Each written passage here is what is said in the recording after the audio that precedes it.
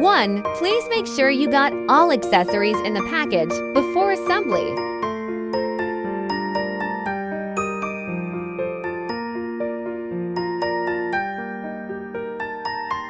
2. Insert the water inlet line and the soundproof sponge.